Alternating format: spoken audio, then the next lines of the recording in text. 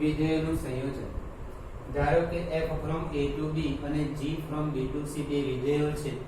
વિધેયો f અને g ના સંયોજનને g of f દ્વારા દર્શાવાય છે. વિધેય g of f બે વિધેયોનું સંયોજનને પણ પ્રદેશ ને સપ્રદેશ હોય. વિધેય g of f a to c, g of f of x is equal to g bracket f of x for x belongs to a પ્રદેશ. હવે f of g of f માટે range of subset domain of g હોય તો જ g of f શક્ય છે. વિધેયના સંયોજન માટે દરેક વખતે વિધેયનું સંયોજન થાય એવું જરૂરી નથી, પણ હા કે બંને વિધેયના પ્રદેશને સમય. દાખલા તરીકે વિધેય f r2r છે, વિધેય g પણ r2r છે, તો બંને વિધેયનું સંયોજન થવાનું જ છે. પણ આ બંને વિધેયના પ્રદેશ, આ f અને g ના પ્રદેશ સપ્રદેશ અલગ હોય તો આપણે રેન્જ ઓફ f નો વિસ્તાર સબસેટ ડોમેન ઓફ g એટલે g no Pradesh r of f subset domain of g હોય તો જ g of f શક્ય છે. અને f of g માટે range of g subset domain of f હોય તો જ f of g શક્ય છે. એટલે દરેક વખતે વિધેયનું સંયોજન થાય જરૂરી નથી. વિધેયના સંયોજન કરતા પહેલા તમારે આ ચેક કરવું પડે કે g નો વિસ્તાર સબસેટ ડોમેન ઓફ f એટલે પ્રદેશ f નો પ્રદેશ સબસેટ થાય તો જ f of g શક્ય છે. અને g of f માટે range of f subset domain of g હોય તો g of f શક્ય છે. હવે અહીંયા આગળ આપણને વ્યાખ્યા છે g of f. હવે g of f નો પ્રદેશ કઈ રીતે લેવાનો? તો g of f no Pradesh f નો પ્રદેશ લેવાનો અને g નો સહપ્રદેશ લેવાનો. એટલે આપણને g of f નો પ્રદેશ અને સહપ્રદેશ મળી જાય. g of f માટે પ્રદેશ ને સહપ્રદેશ કઈ રીતે લેવાના? તો f નો પ્રદેશ લેવાનો a અને g નો સહપ્રદેશ લેવાનો a to c. આમ હોય દાખલા તરીકે f of g, તો એના પ્રદેશ ને સપ્રદેશ કઈ લેવા? તો g નો પ્રદેશ લેવાનો, g નો પ્રદેશ b અને f નો સપ્રદેશ લેવાનો, f નો સપ્રદેશ d છે તો b to b. એટલે સંયોજન થવા માટે આ બાબત ખાસ ધ્યાનમાં રાખવાની. દરેક વખતે સંયોજન થાય શક્ય નથી, પણ હા બંને વિધેયના પ્રદેશ સપ્રદેશ, અહીંયા r થી r છે, આપણા r થી r છે, તો સંયોજન થવાનું છે. તમારે આ ચેક કરવાની જરૂર નથી.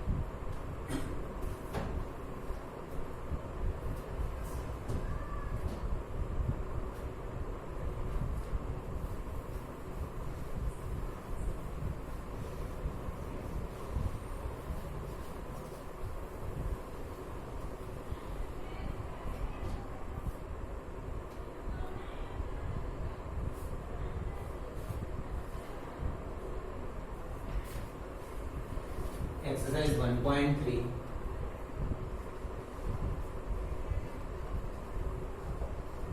પહેલો એક્ઝામ્પલ. ધારો કે f 1 3 4, ધારો કે f is equal to 1 3 4 2 1 2 5, g is equal to 1 2 5 2 1 3, f is equal to 1 2 3 5 4 1, g is equal to 1 3 2 3 5 1. દ્વારા વ્યાખ્યાયિત વિધેયો છે g of f શું? g of f માટે range of f subset domain of g થવું જોઈએ. f નો વિસ્તાર, f નો ક્રમયુક્ત જોડનો બીજો ઘટક એ વિસ્તાર કહેવાય. રેન્જ f નો વિસ્તાર 2 5 1 સબસેટ ડોમેન ઓફ g થાય છે કે ચેક કરી લો. ડોમેન ઓફ g એટલે g નો પ્રદેશ. આ વિધેય g છે, ક્રમયુક્ત જોડનો પ્રથમ ઘટક એ પ્રદેશ કહેવાય. 1 2 5 થાય છે માટે g of f શક્ય છે.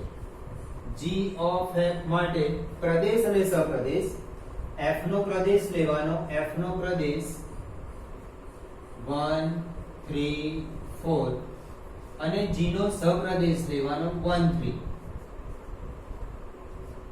Okay, g of f of 1 is equal to g of એની જગ્યાએ કાઉન્સ કરી દીધો. f of 1 g of f of 1 વખતે 2, g of 2 વખતે 3 આવ્યો એટલે 1 વખતે આન્સર 3 આવ્યો. therefore 1 3. હવે g of f of 3 પ્રદેશમાં 3 છે. g of f of 3 f of 3 3 વખતે 5 આવે છે. g of 5 1, therefore 3 1. હવે 4. g of f of 4 g of f of 4 g of f of 4 વખતે 1 છે. g of 1 3, therefore 4 1. g of f is equal to 1 3 3 1 4.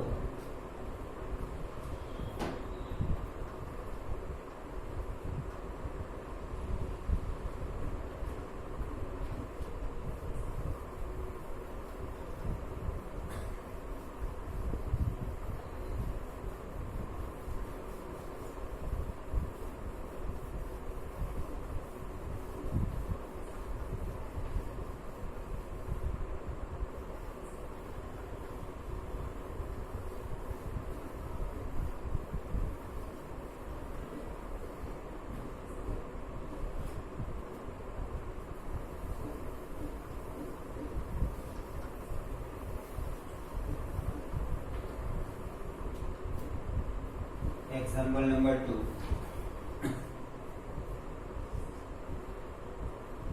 વિધેયો g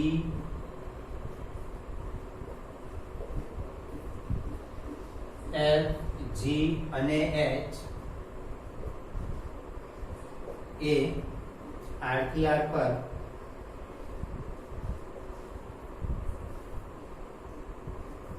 આપેલા છે. સાબિત કરો કે number 1 f plus g of h is equal to f of h plus g of h. f plus g of h is equal to f plus g of h x. x વિધેય x આપણે પ્રદેશમાંથી લીધો છે. f plus g of h x ની જગ્યાએ bracket કરી દીધું.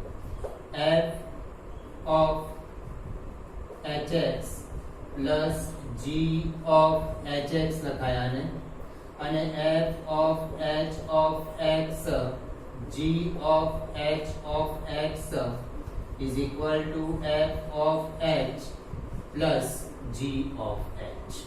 બીજો part f into g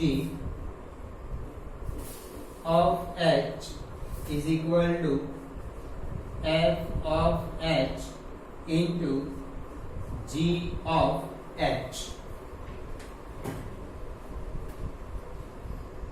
f into g of h is equal to f into g of h of x, f into g of hx, f into f of hx into અહીંયા ગુણાકાર આપ્યો છે તમને, આ ગુણાકાર નથી, f of h સંયોજન દર્શાવે છે f અને h વચ્ચે, આ ગુણાકાર ના સમજતા, into આ ગુણાકાર છે અહીંયા આગળ, અહીંયા બે વિધેયનો ગુણાકાર g of h of x is equal to f of h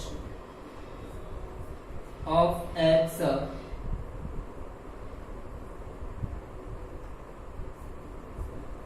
into g of h of x is equal to f of h into g of h.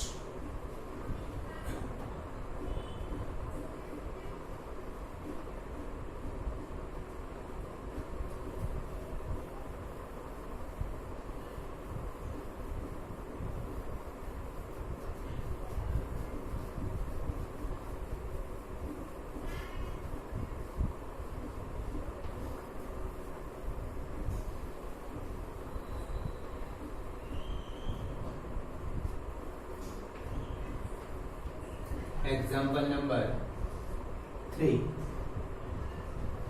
G of f અને f of g શોધો. Number 1, fx is equal to mod x અને gx is equal to mod 5x minus 2.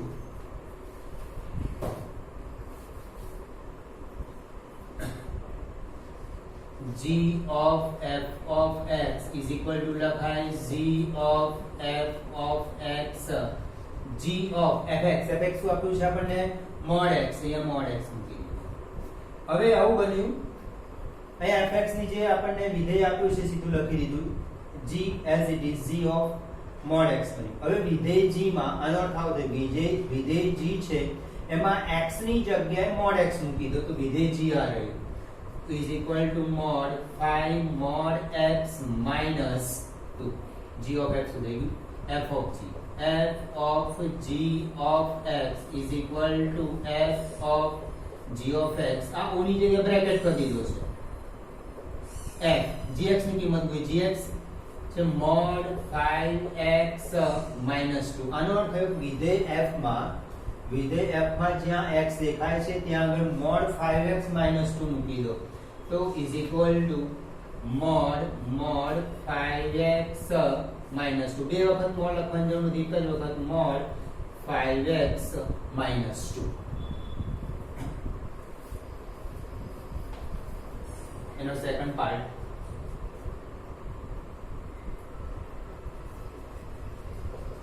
fx is equal to 8x cube અને gx is equal to x raised to 1 by 3. g of f of x is equal to g of f of x. What is f of x? 8x cube. અહીંયા fx ની જે fx વિધેય આપ્યું છે આપણને વિધેય લખી દીધું. હવે આનો અર્થ એવો થયો કે વિધેય g માં જ્યાં x દેખાય છે તમને ત્યાં 8x ક્યુબ લખી દો તો આની જગ્યાએ 8x cube raise to 1 by 3 એટલે 8 નું ક્યુબ રૂટ અને x cube raise to 1 by 3 એટલે 2x થશે, 8 નું ઘનમૂળ અને x cube raise to 1 by 3 થી પછી કેન્સલ થઈ જાય x રહેશે. હવે f of g of x, f of g of x, gx શું આપણે વિધેય લખી દો, gx ની જગ્યાએ x raised to 1 by 3. હવે વિધેય f માં x ની જગ્યાએ x raised to 1 by 3 મૂકી દો તો 8 into x raised to 1 by 3 no cube એટલે આ 3 3 કેન્સલ થઈ જશે 8x.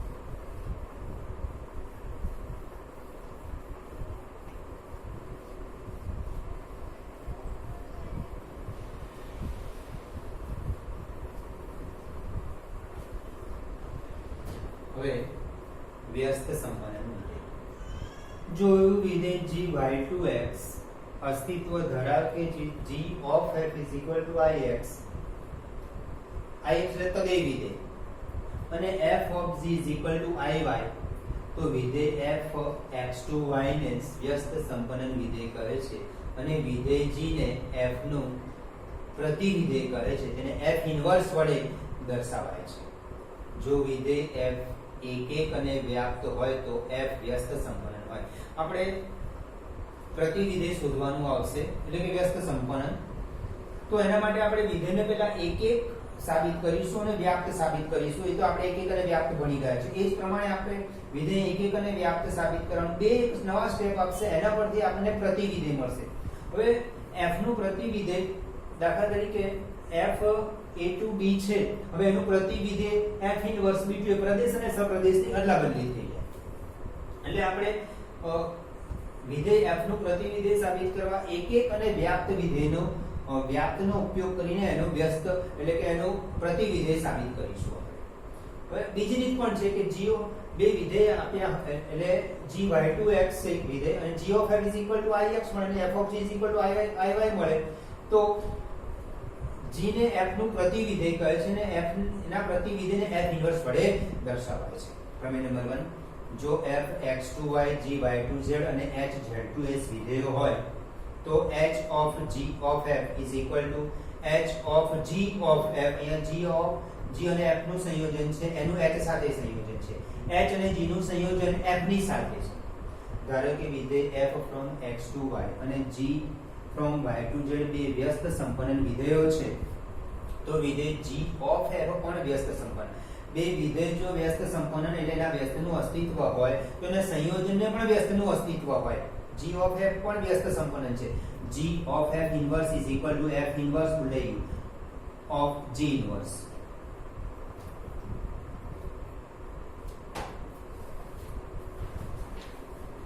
Example number 4 fx is equal to 4x plus 3 upon 6x minus 4. X is not equal to 2/3. तो साबित करो कि f of x is equal to x. f નું પ્રતિવિધેય શું છે? બીજો પ્રશ્ન આવ્યો છે. પહેલા તો આપણે આ સાબિત કરીએ. f of x is equal to f of fx. f અહીં fx વિધેય જે આપ્યું છે વિધેય લખી. fx એટલે શું છે? 4x plus 3 upon 6x minus 4. હવે આવો અર્થ થયો કે વિધેય f માં જ્યાં પણ તમને x દેખાય છે ત્યાં 4x plus 3 upon 6x minus 4 મૂકી દો. એટલે અહીંયા અને અહીંયા 4x plus 3 upon 6x minus 4 મૂકવાના. તો 4 into 4x plus 3 upon 6x minus 4 plus 3 upon 6 into 4x plus 3 upon 6x minus 4 minus 4.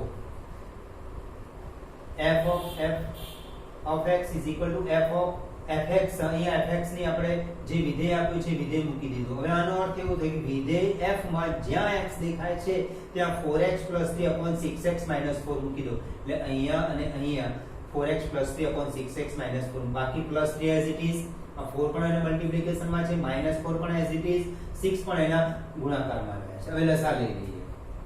4 into 4x plus 3 plus 3 into 6x minus 4, 6 into 4x plus 3 minus 4 into 6x minus 4, 16x plus 12 plus 18x minus 12, 24x plus 18 minus 24x plus 16, 12 12 cancel, છેદમાં 24x cancel, એટલે અંશમાં થયા 34x upon 34 is equal to x, એટલે f of x is equal to x સાબિત થઈ ગયું. હવે actually આવું થયું, f of x is equal to x is equal to ix તદેય વિધેય બની ગયું, અને તદેય વિધેય બને તો f અને f ઇન્વર્સ સમાન થાય. therefore f inverse is equal to 4x plus 3 upon 6x minus 4 is equal to f.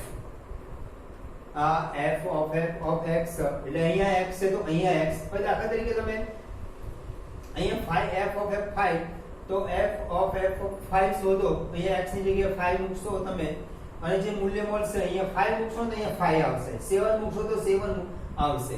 તો એની જે કિંમત મૂકવાથી આપણને એની જ કિંમત મળે છે, તો એ તદેય વિધેય બની જાય. એ તદેય વિધેય માટે પ્રતિ વિધેય પણ વિધેય જેવું જ હોય છે, એટલે f inverse is equal to 4x 3 upon 6x 4 is equal to f. f inverse અને f સમાન હોય છે.